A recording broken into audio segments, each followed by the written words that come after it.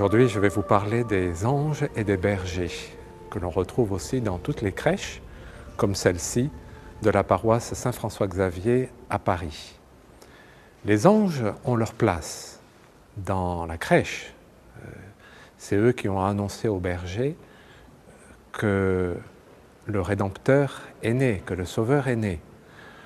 On les voit dans les premières pages de la Bible.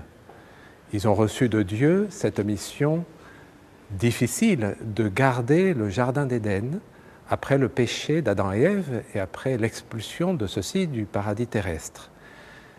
Il était donc logique qu'au moment où le Sauveur naît, ce sont eux qui annoncent cette réouverture du paradis aux hommes.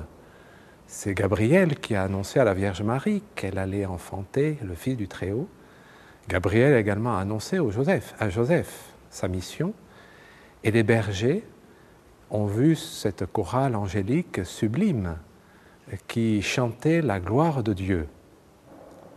Et avec les anges, eh bien, il nous faut parler naturellement des bergers. Les bergers, dans l'Évangile, sont ceux qui veillent en cette nuit de Noël. Ils veillent parce qu'ils sont avec leurs troupeaux, probablement assez tard dans la journée, et ce mot de veiller n'est pas fortuit, car en fait les bergers représentent les hommes et les femmes tout au long des siècles qui attendent, qui veillent, qui attendent l'accomplissement de la promesse de Dieu.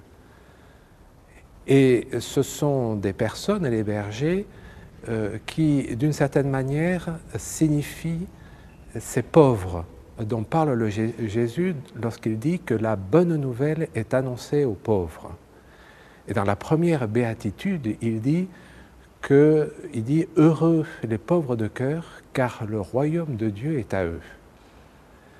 Et donc les bergers, ce sont ces pauvres. Dans l'Ancien Testament, eh bien, on les appelait les anawim, d'un terme araméen, qui veut dire précisément ces personnes qui mettent leur confiance avant tout dans l'accomplissement de la promesse du salut que Dieu avait fait dès les origines de l'humanité.